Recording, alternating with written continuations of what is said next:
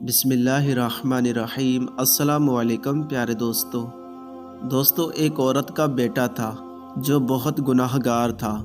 وہ اس کو نیکی کا حکم دیتی، بے حیائی اور برے کاموں سے منع کرتی، لیکن وہ باز نہ آتا۔ آخر کار تقدیر اس پر غالب آئی اور وہ گناہوں کی حالت میں مر گیا۔ اس کی ماں کو بہت صدمہ ہوا کہ اس کا بیٹا بغیر توبہ کیے مر گیا۔ اس کی ماں نے تمنا کی کہ اسے خواب میں دیکھے۔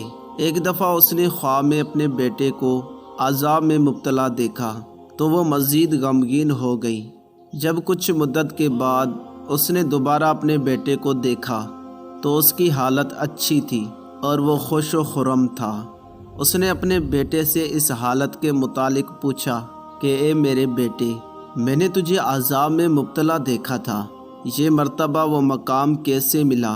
تو اس نے جواب دیا، اے میری ماں، ایک گناہ گار شخص ہمارے قبرستان سے گزرا۔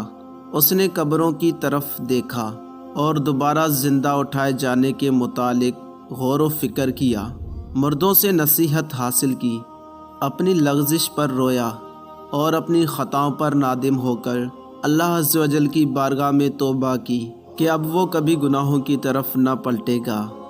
تو اس کی توبہ سے آسمان کے فرشتے بہت خوش ہوئے اور کہنے لگے، سبحان اللہ، اس شخص نے اپنے رب عز و جل کے ساتھ کیا ہی خوب صلح کی ہے۔ جب اس نے سچی توبہ کر لی تو اللہ عز و جل نے اس کی توبہ قبول فرما لی۔ پھر اس نے کچھ قرآن حکیم پڑھا اور حضور نبی اکرم صلی اللہ تعالی علیہ وآلہ وسلم پر 20 مرتبہ درود پاک پڑھا اور اس کا ثواب ہم سب قبرستان والوں کو پہنچایا۔ اس کا ثواب ہم پر تقسیم کیا گیا تو مجھے بھی اس سے بھلائی ملی، جس کے سبب اللہ عز و جل نے مجھے بخش دیا اور مجھے وہ مقام عطا کیا گیا جو آپ ملاحظہ فرما رہی ہیں۔